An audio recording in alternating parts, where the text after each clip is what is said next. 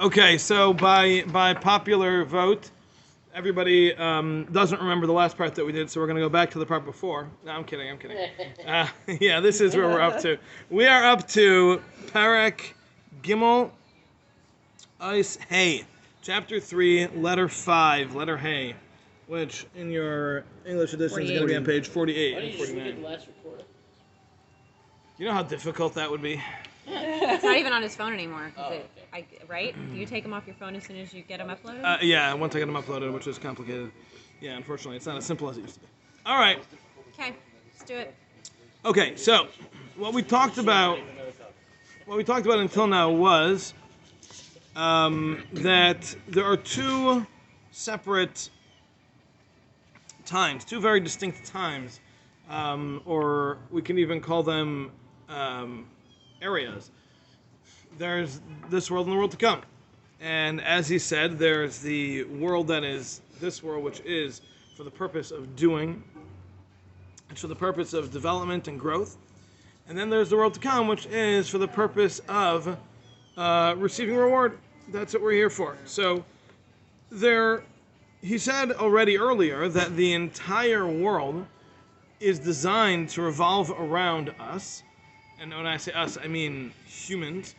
That mankind is the focus of all of creation.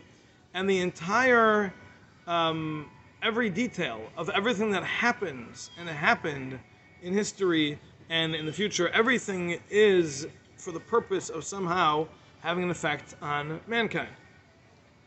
Okay, so as we've said, every gust of wind, every fly that flies around, every little thing that happens is all somehow in order to relate to mankind. Okay, now, but as we've said, there are two very distinct times. There is this world and the world to come.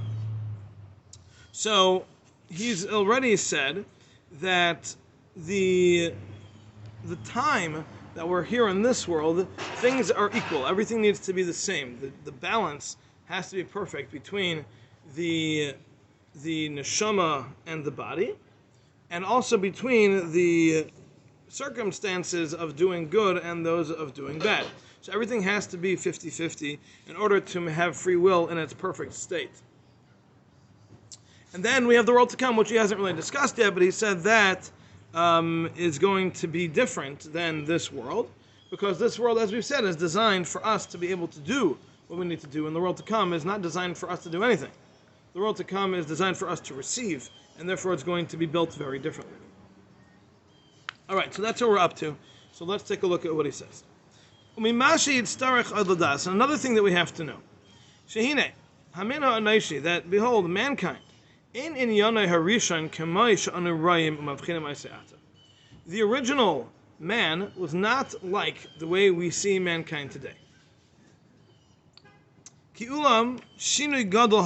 Because there was a very significant change that took place within man. And this is as a result of the sin of Adam HaRishon, as we are familiar in the Garden of Eden, where he ate from the tree of knowledge. We're familiar with the story, at least we should be, because we did read that parsha yesterday. And if you're not, don't tell me. So this part of it he's not even going to go into. That he assumes we know. However, the changes between the pre-sin Adam and the post-sin Adam are significant, and there's a lot of different things that are products of those changes. And we'll talk about them more later on. With Hashem himself. So it comes out Shehadibur b'min ha'enoshi, that when we speak about the species of man, v'havchana b'nesuav, and understanding all the happenings and the elements of man, kfulim, it's double. Ki yudubar b'ay v'nesav v'b'chinasai kadam achet. We need to talk about the way man is and everything about him before the sin. And then v'yudubar b'ay v'nesuav v'b'chinasai achar achet. Then we have to talk about all of the elements of mankind after the sin, as we will explain. So what he's saying is that the same way we understand that there is a vast difference between this world and the world to come, and that the purpose of this world is such that it matches its design, or rather the design of this world is such that it matches its purpose. And that purpose is for us to be able to make the right choices and exercise our free will to grow and develop our closeness to Hashem.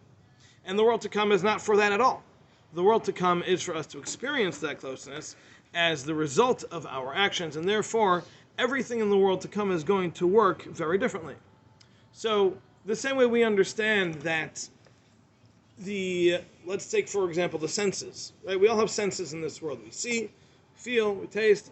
None of that necessarily exists in the world to come, because all of those things are necessary for us to do the things that we need to do in this world. But those things aren't necessarily necessary at all for the world to come, because as a recipient we don't necessarily need to see. We have no idea. We don't know how that receiving works, but it might not have anything to do with the concept of vision or of sense of touch or taste or smell or anything like that. So all of the things that we can picture are all limited to our experiences in this world. So they're limited to the way we sense things. The world to come might have none of that. So we have to realize when we think about the reward in the world to come, we can't think about something is going to feel good, something is going to taste good, something is going to look good, because those things might not even exist. There might be no such thing as tasting or feeling or seeing. So the experience of the world to come is a completely spiritual one, and as such, the world to come doesn't necessarily have any of the physical attributes that we know, and that's what makes up our lives. So in a similar vein, he's saying over here that man before the sin and man after the sin went through a very, very significant change. And the fact that we see something in mankind today does not necessarily mean that that was present in mankind prior to the sin. Mankind prior to the sin was a very, very different person, and we shouldn't draw comparisons and conclusions just because of what we see today in man. Can you draw comparisons between man before the sin and Olam Haba? We'll get there. He's going to talk about that to an extent. He'll touch on it a little bit. We'll talk about that. Okay. All right, we good? Mm-hmm. Okay, so let's continue. Vav. Hine. Adam Arishon be'esit tzirase, when man was first created. Haya mamish ba'eise hamatzah shezecharnu adhena. He was exactly at that place that we've been describing. Dahainu, meaning, shehine hu haya murka mishnei hachalokim hahafchiyim she'amarnu. He was made up of these two opposing elements, these opposite sides that we've discussed. Shehem, which are hanashama v'haguf. The neshama, the spiritual, and the guf, the physical. Uvametzias hayushnei anyanim, and also in the world at large, there were also these two things: hatov v'hara, the good and the bad.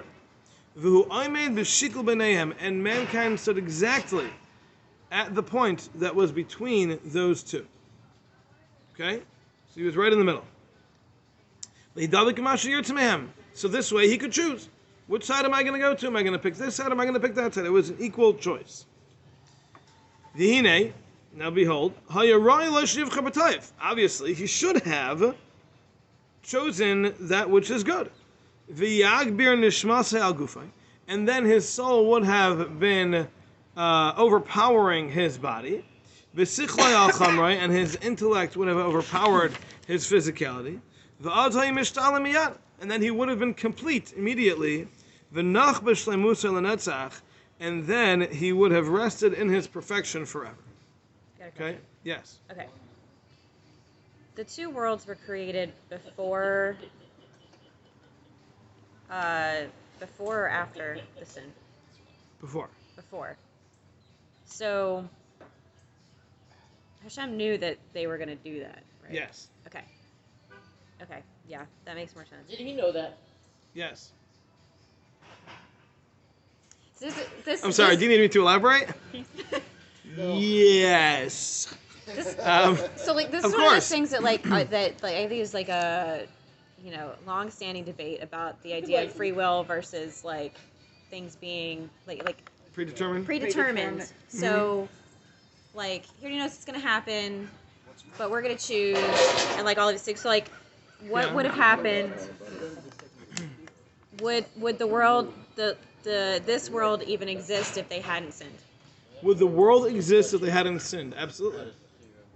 What would have been So like? it wouldn't be Olam Haba, It would not be Olam Haba. Well, because it seems like there was. kind of. That's was a no little bit of a struggle complicated. There was, absolutely there was. How do you think they sinned? Well, I mean, okay, so like, So what he said over here is that had they made the proper decision, yeah, they would have elevated themselves to a higher level. okay, And that higher level would have eventually led to led to perfection. them. Okay. And that perfection would have been a different existence. But still not complete perfection in this world. Right. Okay, all right. All right, Rabbi Goldman, did you want to discuss something with me? I don't understand. I mean, if Adam Rishon knew such things, What do you mean? did he know that his decision would affect the entire world? Oh, did he know that his decision? Yeah, Yes. Oh, that's all different. That's not what she was asking. No, I was No, no, asking. no. She Yeah. asked about Hashem. Oh, no. Did Adam I know? meant Did Adam know that the one mistake that he made would cause Okay, so untold terrible things in the world? is it untold? Or was it told when Hashem told him that if you eat from this, you're going to die? Okay, How much do you think he it understood depends from how that much statement? He had foresight. Right. So If he had just told her I the think truth in the I first think place, we wouldn't have this logically, considering the amount of wisdom I think. That he that had. Adam had, I Yeah. think that his understanding of the magnitude was not perhaps complete, but it was probably pretty close. We do find, Everything bad in this world is a result of that. How could he shoulder that? I'm not ready to agree with that statement, Why not? because evil was created without Adam, before If- Adam. If it would have been enough b'shleimus l'netzach, Yes, he would have been. mankind. No, Oh, not And necessarily. not the entire thing. oh, I didn't know that. Cain, for example, according to most opinions, was born before. Oh yeah, that was the other question I was gonna have. Like, when were they born in this timeline? So, according to most opinions, Cain was born before. Havel may also have been born before. But certainly Cain, and look what happened to him. Was that a result of what Adam did? Well, they were in Hard the pressed garden. to say that. Did he do this in the Garden of Eden? No, he was out. Did he do what? Did Cain do what he did? Yeah. No. He was out. So then, It was a very busy day. can you imagine farming and getting produce that day? Farming. There was no farming necessary. Cain was a farmer. Oh, that was after. Yeah, like Well, after. At that No, point, but he I'm wasn't saying, getting like, anything that day. The whole idea of like all of this happening on one day. Yeah, but I know it's not. I I mean, know if he it's killed Hevel, longer that than a means that he brought a day carbon in that our. day. It's longer than 24 He brought a carbon hours. because But things grew once- ready to go. once man was created, it became Oh, he 24 didn't even. hours, right? He brought something. Hold on. no. There's two times. There's pre-sin and post-sin. Pre-sin, you didn't have to do anything. Pre-sin, everything grew ready to go. Wow. Post-sin, you had to work. Right. It didn't grow that You're saying day. he brought something from a It didn't grow that carbon day. That, That wasn't the same day. that wasn't the same. No.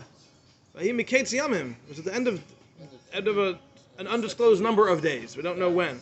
May have been 50 years, maybe been 1,000 years. We haven't, I mean, not 1,000, but Saying could have been 100 years. We don't know. So each person would have had their own one-time shot as to do good or bad, or it would have been ongoing. Okay, so Why would even Adam- with let me Adam, rephrase that question. Why would Adam have the one-time shot, do it right, and you're good for life, and other people not? okay, so the Ramchal is going to explain a little later that even Adam was going to still continue to grow step by step. This wasn't going to be a one and done. Oh. He doesn't believe in one and done. He says But not everything b'shleimus is l'netzach, he doesn't is an believe. eventuality. I know, but not b'shleimus l'netzach I know, sounds but good. he's going to say it. He's going to say it soon. You'll see. Okay. He's going to talk about that. Everything has to go step by step. Okay. But he would have gone in what Rav Dessler calls an upward spiral. Meaning he would have then been already on track, like on the way to perfection. But then we got a 6,000 year setback because he made a mistake. That's not bad. Yeah. I mean, That's what I was saying. Did a he little realize the magnitude? Then he realized the magnitude. So here's the thing. He was definitely told that he was going to die. Now the concept of death didn't exist yet, Right. at least not for man. Right. But he was so spiritual that death wasn't possible. The only way for death to happen was for him to become less spiritual and more physical. So he had to understand that if there was going to be death based on what he did, there was going to be a very serious change in him. And presumably he understood this idea that the world is for man, That's reasonable, which is why he was able to name all the animals, because he understood the purpose of everything in the world. So presumably he would understand also that if he were to sin and now become more physical, the world would also have to go through a significant change. So did he get the whole magnitude of it? It seems that he didn't. Because in the Mefarshim, when they talk about Hashem's conversation with him right after the sin, they talk about how Hashem was trying to get him to recognize the magnitude of what he had done wrong. In order to do true, in order for him to fully grasp how much he really had lost. And that was a lot of their back and forth was really revolving around this idea that he wasn't really getting the vastness of the sin. But he certainly got it to a significant extent. So, and then ultimately, like all that is calculated into his ultimate din.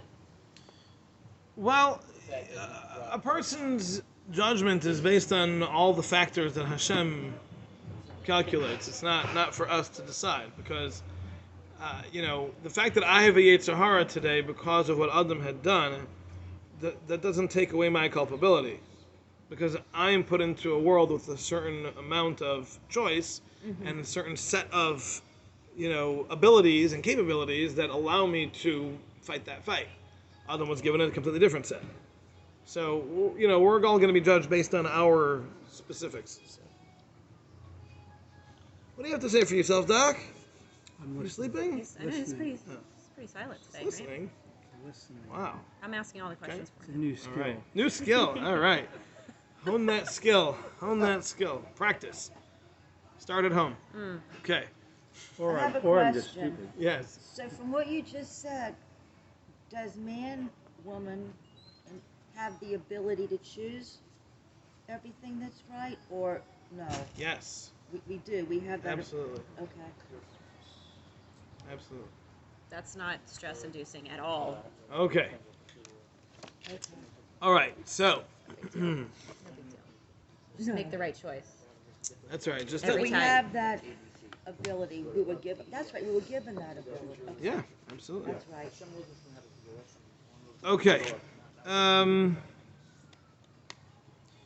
Okay. Let me just read to you. I don't necessarily understand it, but Um, Hashem knows everything that's going to happen. So you But he knows the end of Okay. the book, right? Yeah, right. He knows the oh, we're in that whole story. discussion? Has to. No, we Okay. talked about that already. I mean, that's going to overtake. You're gonna Okay. get an answer to that. No. You didn't get an answer? I mean, you will, but you won't. I'm saying you'll never be satisfied. You'll Oh, always be no. perplexed. Oh, boy. Here we go again. I'm not going there. I'm not going there. I You didn't don't bring tell it me up. you're not going there. You just did. It wasn't me. It was Yochanan. And then it was me. And then you're pointing fingers. He did it. I threw him under the bus. You sure did. Not very well, though, because you kind of ended up under there with him. All right, so let me just put it simply. And if you still don't understand, then we'll talk about it after class. The simple understanding is that Hashem is beyond time. Time is a creation that Hashem made. Hashem exists beyond the concept of time. There is no such thing as time in Hashem's reality. Therefore, there's no such thing as before and after. Huh? I said mine either. Yeah, that's for sure. So there's no such thing as before and after. So, of course Hashem knows what's going to happen because it already has happened because there is no time. So obviously Hashem knows It's because always there. it's there. It's constant. It's not. There is no being after or being before something happened. It's all together. So in that sense, there's no such thing as a question of does Hashem know what's going to be? Obviously. At the same time, we have free will because the same way I know that this morning Dr. K showed up at 10:43, that doesn't mean he didn't have a choice. Sorry, 9:43. Doesn't mean he didn't have a choice. We knew different things. He did have a choice. That the fact that I know that that's what happened in the past doesn't affect his choice in the past. So the fact that Hashem knows the choices that we're going to make doesn't affect our choices. Same way I know that George Washington rode a white horse doesn't mean he didn't have 100% free choice about whether he was going to ride a white horse or not, right? My knowledge doesn't affect it. So that really answers the question. Well, it doesn't really answer the question, but it answers the question for 99% of people. Now, If that still doesn't satisfy you, you'll have to tell me why, and then we can discuss. But otherwise, if you're just going to ask the question for the sake of asking the question, that's the answer. Wow, I'm not getting any daggers. Nothing. All right, Nothing. fine. Then I'm going to move on. Okay. Yochanan's staying quiet. All right, that's fine. Your I guess choice. You're gonna have a discussion after Yeah, this. all right. Your own choices. This is the analogy of the infinite movie that God has already seen, and at any point in time in the movie, you're living your life and you're acting out the scene. Okay. Yeah. Yeah. Okay. Are we ready to go? Yochanan's smirking. It's like we're not ready. Nothing. These things aren't supposed to be like that. You're supposed Yeah. to think about it. And I wish people would think about things. That would let be it good. percolate. All right, Zion. V'tzara sheteda. You need to know. She'af al pi she'enan margishin l'neshama baguf pu'ula acharis. Even though we don't. Oh, I'm sorry. I forgot. I was about to read you something. I just want to read you over here what he says. He says, in Adir B'Maram, that's another sefer that the Ramchal wrote, same author. The Ramchal describes Adam Harishon before his sin in greater detail. He writes that Adam was created without any zuhama, pollution. He therefore only had to accept upon himself a higher level of holiness. This would raise the various realms of the world to a higher level to complete what Hashem had begun. The Yetzer Hara would have been rectified and all evil would have been transformed to good. That's what he says. In Das Tvunos, the Ramchal adds that since Adam was created directly by Hashem, he maintained such a high level of knowledge and holiness that the Malachim wanted to call before him Kadosh. So there's a lot of discussion to really understand who Adam was prior to the sin, and we're getting some of it here. We're not going to get all of it, but we're going to get some of it here. And we can't in any way try to think how to put this. We can't ever think that we understand the test that Adam and Chava went through. Because the greatness of those people was such that we could not and cannot ever understand. And therefore their test, which he's saying here was a 50-50. Not like a 90-10, a 50-50. And their greatness was way beyond anything we could ever understand. You know, we can't even understand the Vilna Gaon from 200 years ago. You know, there's no way we can understand Adam before the sin. It's not possible. We're so far removed. It would be impossible. And yet it was a 50-50. He does it every year. So we can't ever try to tell ourselves, oh, come on. Like, one easy thing, just not eat? Come on. Well, like, how difficult could that be? We can't understand it like we did when we were children. Okay? It's very important. You can't ever fall into that trap. That's a very, very dangerous place to go. Okay.